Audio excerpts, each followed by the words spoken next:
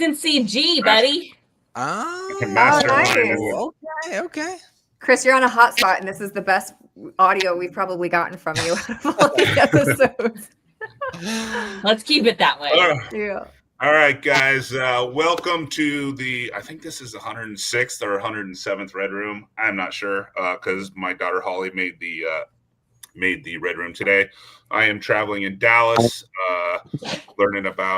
trying to learn more about real estate and stay on top of my game. So, but let's talk about the Phoenix market. I mean, obviously, I got a pretty good pulse on wholesaling because we sell 40 to 60 houses a month. And I would say wholesaling is starting to come back around. The buyers are definitely reaching out. We definitely have sold quite a few houses in the last 7 to 10 days, which is always nice. Because when you send out properties and you get no responses, it's really emotionally stressful. So we have about 23,500 actives. It kind of dipped down from 28,000. It's been in the 23s now for like 3 or 4 weeks. So we have definitely have some movement, and we have Dina from Fidelity. You got any stats for us, Dina? Like how are the open rates doing? Yeah, opens are up. I'll tell you, our mix of business is changing a little. I just did an analysis of, the numbers for August, and we had a little uptick in refis. I know in the next couple of weeks, we're definitely expecting to see some increases there as well. So that's kind of exciting. Oftentimes in the summer, the market gets a little different. Some agents go on vacations for a few months. Others, stay at it and keep hustling. So we have definitely seen a little bit of it's been stable, I'd say month over month as far as opens go, but anticipating really good stuff going into the fall. Heck yeah. That's good to hear. We haven't heard good news in a while. So I just pulled up the Comfort report. Oh, sorry. Go for it, Chris. Did we lose him? Oh, I was just going to say the 10-year. Uh-oh. Chris, you're good. We can hear you. Mm-hmm. Okay. Yeah, so the 10-year bond dipped at around 4. So, mortgage rates usually bounce between like 1.75 and 2 above that. So you should see some people advertising like a 6 or maybe even like a 5.9, 5.875. I mean, those rates have got to be right there. So, I mean, that should help a little momentum. And to Gina's point, like anybody sitting on a 7 and 7.25, they say if you can get below a full point, it's worth the refi. So like if you could get a refi at a 5.75 and you're sitting at a 7, it's worth pulling the trigger on. So. And some people are talking about like pulling the trigger on like a HELOC of sorts, but we're almost to that point where you're kind of close to being able to do a blended rate refi. And taking some cash out. So I think in the next couple of weeks are going to be telling. I think they're definitely through the summer. People were sitting on the fence a little. The closings we're seeing, people really felt like they needed to move, right? So you have to have a motivated parties on both ends, and people definitely are looking for a good deal in this landscape. But closings were up month to month on resales, I think about 1% last month. So we're going in the right direction. We'll take it. Question. Yeah. Tracy, you want to read off the Cromford report for us? Sure. So this was as of yesterday. Today's the 9th. Yep, this was as of yesterday. It does look like we're up a little bit with new listings. And to your guys' point, it's noting that it would seem, and I'm quoting here, it would seem that the lower mortgage rates we are now seeing are encouraging sellers to return to the market, as well as bringing more buyers. Sometimes the same persons are in both categories since they are move-up buyers. The resultant increase in activity levels is good for agents. So it's saying the same thing that you guys are seeing. We might see a little bit more activity there. They do note not to oversimplify it just to interest rates, but at least to your guys' point is maybe good news, if not headed in the right direction, at least for now. Love it. All right. Cool. We got Adam on today. We just met right before the show. He's a referral from Dina, and we always love Dina referrals. But he does land, and so we haven't talked about land. I think for over a year. So you know, so Adam, welcome to the show. Let's learn about land. Yeah. Where do you want me to start? Let's start with like how you got into Of a course. niche that most people don't want to touch. Yeah. I completely fell into it. I had sold a marketing company about 3.5 years ago and was on a walk listening to a podcast, heard this guy named Mark Podolsky. I think he's local here. The Land Geek, talking about buying desert squares in Colorado, selling them on terms. And I was like, you can do this remotely. You can use VAs, you can scale it. And I'm like, these all kind of check the box of what I want to do. So I just bought his training program. And then I bought Land Profit Generator. This guy, Jack Bosch, he's also local. Mhm. So got into it that way. But one of the things that was enticing and appealing was that nobody else was in it. I was like, I don't know anyone doing land. And there's, I always have this visual in my head of like in a plane looking down at all the land. And I'm like, there's a lot of land out there. Like there's a lot of opportunity. So that's how I kind of got the start. Love that. Mhm. I love that. I love when people take a little niche that, not a lot of people are hitting on and just run with it. Yeah. I mean, it's been, now that I'm in it, it seems like there's more people, but I was listening to a podcast this morning and some accountant that does bookkeeping said, 40% of land investors, speaking to the market, are like shutting down their businesses and kind of fading out. Really? Because it's a very niche market and it does follow the general real estate market. But with that being said, there's not a lot of competition, generally speaking, and people jump in and out of it pretty fast. It's not as mature as the wholesaling market and single family residential at all. Right. So do you specialize in a certain type of land or acquisition or resale, or that was your general base, but have you niched down even further from that? We focus on a couple different areas. So we do buy and sell, so flips. We specialize more in areas than we do types of land. So we market to Arizona, Texas, and Florida quite a bit. And then some of our digital advertising goes nationwide. So we do nationwide technically. But our focus lately has been finding larger tracts and subdividing them and then splitting them off. That's, something that I enjoy more because it's actually true value add. We will value add on the buy and sells too if they're delinquent on taxes or we put in improvements. But the subdivides are just more interesting, and you can buy lots closer to market and subdivide them. So subdividing and buy and sells are really the niche in those 3 states is where we spend the majority of our time. Mm-hmm. Adam, I got a question for you. Do you guys go ahead and take the land down and purchase, or do you guys kind of hold off until you get everything done and then close on it and then, try to flip it? When we first started, we did double escrows on, let's say, 9 out of 10 deals. There are investors that do wholesaling, but there's probably a lot more double escrow than there is wholesaling going on in the industry. Now we close on more like 70 to 80%. And we only extend and do double closings if it's a dicey market, a dicey property, and we're not sure how the market's going to respond. Right. Because there's so much variability in land with utilities and location, a lot of like subjective value. Yeah. And so if we're not real confident on the value, we'll lean more towards a double close. But I've only wholesaled 2 properties before, so I don't even do that very often. Right. Yeah. Mm-hmm. Very cool. So what? Let's talk about marketing. Like, how do you market to this stuff? Like, how do you market for land? There's no door you can knock on.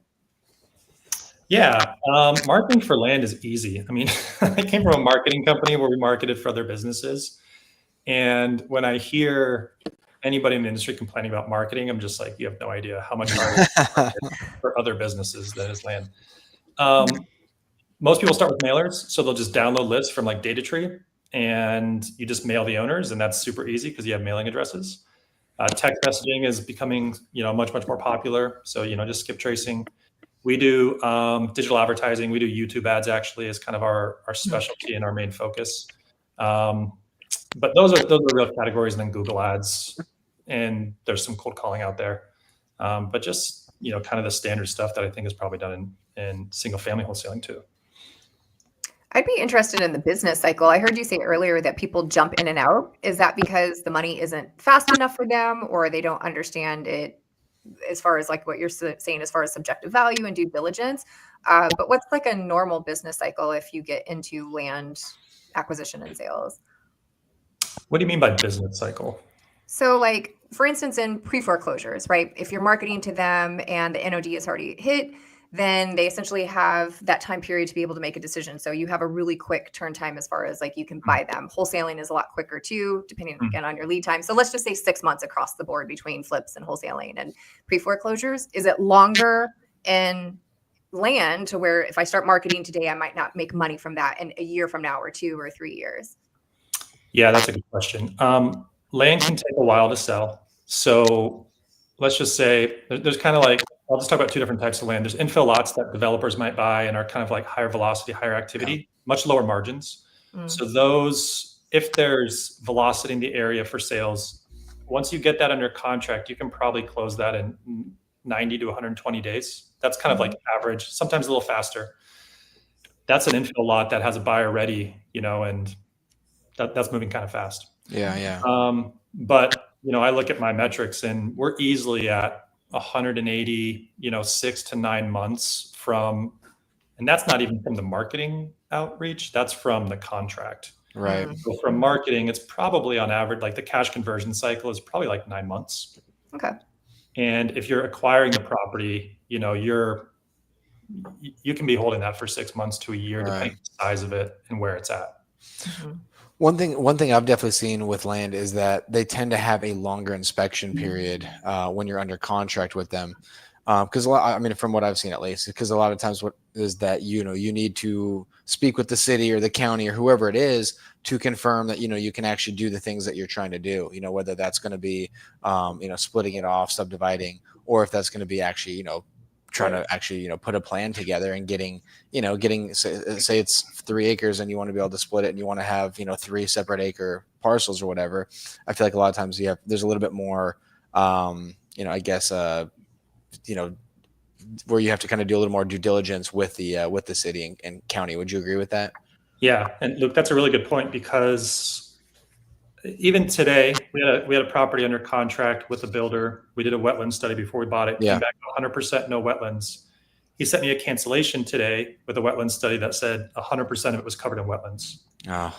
And so I will say, I believe one of the most complicated parts of land is that due diligence piece.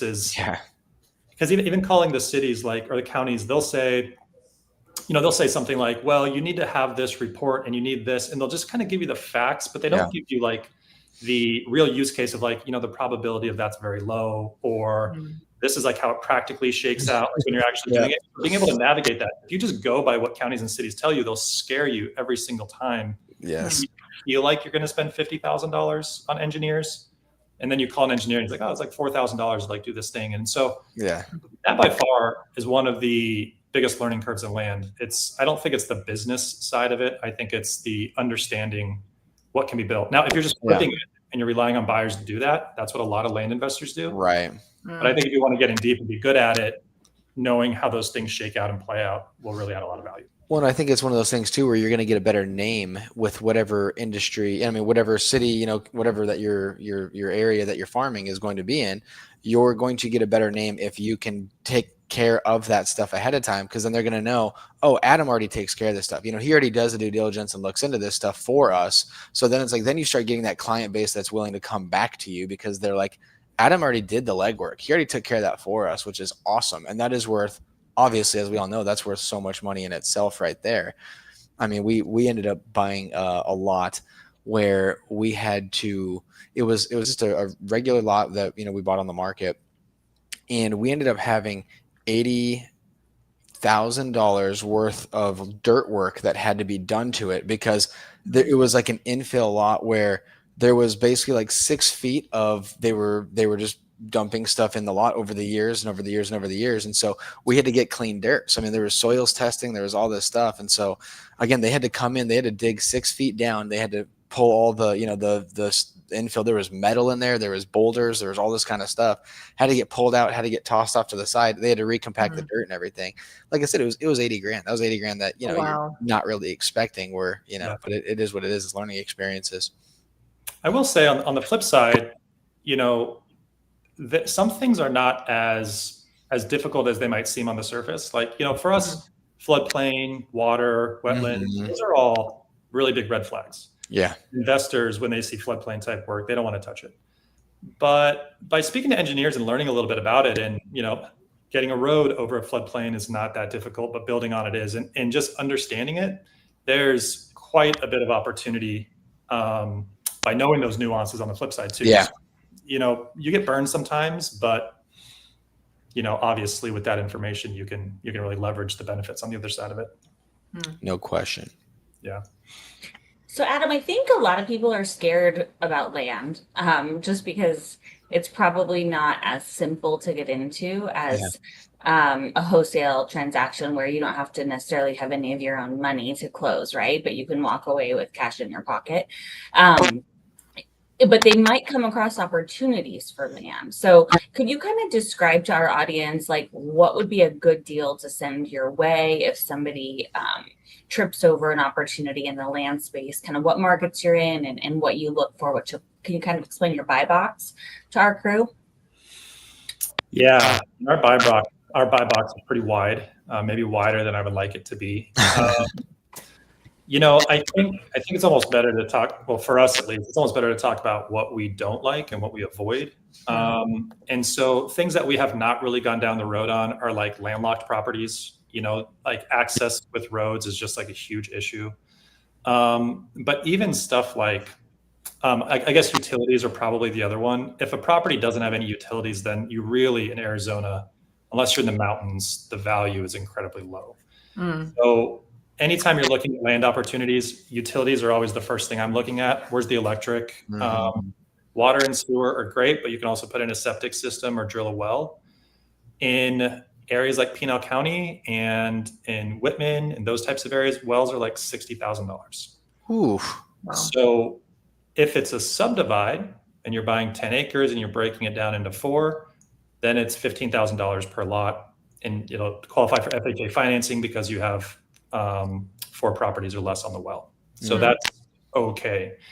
But if you're kind of doing a one-off deal and you're like, I'll just drill a well and put a manufactured home on this, it's very expensive in those areas. Other parts of the state, I've heard it's more like 20. So, but Adam, what if it's a 20,000 square foot mobile? Just a really nice one. I mean, go for it. 20,000 square feet. I'll get the resale out of it, right? I don't know how many panels that is. But that's Hey, Adam has some experience in RVs, so he There could go to town on that one. Yeah. That's funny. Yeah. But, I think there are properties that are called desert squares in the land business. And I don't know what happened, but at some point in time in Kern County, California, New Mexico, and Arizona, Mojave County, Costilla County, Colorado, someone went out and took thousands of acres, split them into 5-acre parcels, and then sold them off, and someone bought them. And so there's thousands and thousands of these desert squares that are just traded between investors and, I don't know, people wanting to get off grid that don't really build anything on them. Those are lots that are very difficult to sell. Extremely difficult. So those are not our buy box. Right. Like on the way to San Diego. Yes. Right, if you're driving Phoenix down the 8 and you see all that land and you're just like, what do people do with this? Right. And it's always for sale. There's always the for sale sign on there. Yeah. Up by Grand Canyon, there's a lot up there too. Yeah, for sure.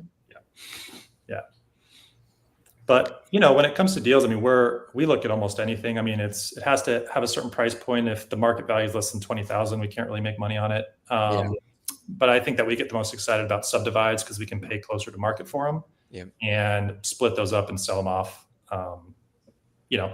just in pieces. Because you're adding the value. Right. That's right. So when you do the subdivides, do you put it under contract and that you'll actually close once the subdivision is actually approved?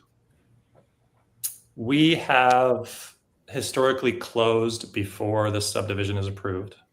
We also typically are under contract for less than market anyway. So should there be a problem, I mean, we've talked to the county, done the surveys, done the studies by the time we submit the application. Our experience in like Pinal County, for example, is they don't like us submitting the application under the owner's name if it's going to change either mid-application, or I don't really want to subdivide it for the seller either. So we will typically close on it and then subdivide it, although that's a process that I'd be interested in maybe revising or looking at more closely. Yeah. So like in this mastermind, and like one of the like most successful guys here is he locks up, subdivisions, and he literally has the contract for 90 days or 9 months, sorry. And then actually when it's approved, then he closes, and then he literally has a builder lined up to come in right behind him. Yeah, that sounds like an entitlement play. Is that what he does? Yeah. So when it comes to subdividing land, you have like minor land divisions, which are, let's say 5 parcels or less is what they are by the county, or, maybe less than 10 parcels. And those are usually like acreage, they're 1 acre to 3 acres, 5, 10. Utilities are kind of wells and septic systems. Then entitlements, you're doing like smaller lots, like 50-foot wide, 6,000, 8,000 square foot lots where you're bringing the infrastructure and all that. So that's entitlement. We've done a little bit of that. We did a project in Dallas that ended up falling through. That was my biggest loss of my business career. My marketing company as well. Spans my entire life. That was my biggest loss. But yeah, I mean, if you are correct, the thing you have to be most careful of in those is having enough time. Because if you run out of time and you've spent 50 or 100,000 on due diligence, and the sellers don't give you more time, either the builder won't buy it, you have to find someone to fund it in the bridge and take that risk, or you lose the money that you've spent. And that's like more or less what happened with us. And so it was a 6-figure loss because we ran out of time and didn't structure the buy contract correctly. Gotcha. But those entitlement deals are, I mean, millions on the flip. And those are also flips. They'll have transactional funding for the buy, and they'll buy and sell the same day to a builder. Yeah, I know this guy's pretty successful. So I was like, I was like, man, they don't even pay for it. And like they close on it again and get giant checks. But like to your point, they're doing all the work and probably putting out some cash during that time frame. So yeah, our entitlement, if between engineering and everything else, the cash outlay, if it doesn't go through, was about $600,000. Now wow. That's we kind of got out earlier than that, so there is very substantial risk in that game, and you either have your own money or you have investors that are high enough risk to do it with you. And so if you have investors that are high enough risk, I mean, if I had investors that were high enough risk, I'd be all over that. But it's just finding someone that understands that angle and knows they might lose $100,000, but on the 9 out of 10 or 8 out of 10, they're going to make $1 million. It's kind of like venture capital for real estate investing. Yeah. How do you see the land market going here in Phoenix? We've had so much population growth from so many different states. We have a lack of affordable housing, I think in part due to just the smaller profit margins. So there's a lot of larger developments. What have you seen from the last 10 years, and what do you see the land market doing in the next few years? Yeah, I've been in land for 3 years, so I have. Okay. I assumed longer. Sorry. No, that's okay. You know what? Land is kind of like a second home. The type of land that we do, but what Chris was just describing, entitlements, is more of like, what's the builder sentiment? Like, what's their forecast for the next 5 years? I don't have a strong sense of that because that's just not the space that we play in. Land is kind of like people have somewhere to live. They're either buying a lot and then building on it right away, which is probably 20% of the buyers. But I'd say most buyers buy and hold and plan to build in the future. Yeah. Or doing something later. And so I will say that we have had some lots that are sitting, and my current project is putting manufactured homes on them because manufactured homes are obviously at that affordable part of the market. You can be out and be on a couple acres. You put a septic system out there, and they can get into a 4-bedroom for $300,000 or less, and have 2 acres of land. And if they like being out in the desert, then that's great, and they're good to go. So I think that's probably going to be my path. Not like my main path, but I think we're going to spend quite a bit of time putting manufactured homes on these lots that we're buying and subdividing. Help with that problem. And also it's just, it feels good to like provide housing, right? Yeah. For people, and especially in places that they like. And the manufactured homes these days are really nice. I mean, Yeah. the outsides don't always look amazing, but I walked into some of them the other day and I'm just like, these are homes. I mean, these are, they got I think a real popular area for that in the Phoenix market is Tonopah. I think a lot of people do that over in Tonopah. And then you also see a decent amount of that in the far East Valley over in Apache Junction as well. Yeah. Where you, like you said, you got that couple acres and throw a new mobile down there and, call it good. Yeah. Yeah. We're down in the Maricopa area and, people just want to be out. They're 45 minutes from the valley or whatever. They're 15 minutes from the city of Maricopa. It's not too bad. Yeah, for sure. Yeah. Another question I've got for you, Adam. So something that we've kind of noticed in the past that has worked for us whenever we do find an infill lot. Have you ever, whenever you get an infill lot, have you ever gone and just called all the neighbors and asked them if they have interest? That has been awesome for us, where it's like if you get that one random lot and then you call it, like we'll go and call all the neighbors or door knock and just be like, hey, just want to let you know we've got this lot right next to you if you're interested in having basically a double lot. And the amount of people that are like, oh my gosh, yes, 100%, because that could be their forever home, and them knowing that they can have a double lot now, we've had good luck with that. I was just curious if you've kind of done much of that. Yeah, 100%. We send neighbor letters on almost every lot that we sell. Yeah, we probably do it less on infill lots, but people play defense on their acreage. Yes, exactly. I mean, constantly. Yep. They hate new people coming in. They hate neighbors. They hate subdivides. They hate everything about new. And so, sending letters. I mean, I sold a piece of land that my acquisitions person put in contract that I'm like, this is a garbage piece of land. It was like an airstrip. I think it was 60 feet wide and it was 2 acres. I mean, it was so long. And the guy adjacent to it bought it just because he didn't want anybody else to buy it. And I would have never put it in contract myself. But he did, and there we were. So a spite buyer. Yeah, lots of friendly people out there. Yeah. I mean, they didn't want anybody else next door, and so yeah, exactly. It wasn't that expensive, but that is a great way to sell land. Yeah, doing that. Heck yeah. Well, Adam, where can people reach out to you and connect with you? Where's the best spot? Yeah, I think LinkedIn's probably the best spot. Adam Arkfeld. There's not many Arkfelds out there, so easy to find. Our website is Front Porch. Our company is Front Porch Land Group, is kind of our newer brand, and that's frontporchland.com. So you can kind of go there and check it out, and contact form if you want to. But LinkedIn's probably the best place. Adam Arkfeld. Nice. Well, we appreciate you jumping on, and for those of you who watch us weekly, we will not be on next week because we will be at Orange Tree Country Club with Susan Nicholson, talking about all the good and bad in real estate. So we'd love you to come out. We're expecting like 200 people. I think Dina's got like 100 on her registration. I'm passing through like 70 or 80 right now. So nice. It should be fun. Yeah, so last year in September, we had our real estate commissioner come out and do a Q&A and have an investor conversation, really for the first time at the Phoenix RIA, and we're super excited to have her back. There are some interesting nuggets that I know she's going to share. And for any of you guys watching, we would love to know what you want to ask her. We're going to be submitting to her later this week the final list of questions for her approval that we're going to ask her live and in person. So if you guys have questions you would like to know from the real estate commissioner, drop them wherever you are watching, and we will see if she will get those approved to answer your questions live at the Phoenix RIA next Tuesday at Orange Tree. Heck yeah. Yeah. Anyway, thanks for watching. Adam, thanks for jumping on. We appreciate it. Thank you. Yeah, appreciate it. Awesome. Absolutely. Thanks, guys. Happy Tuesday. Next week. We'll see ya.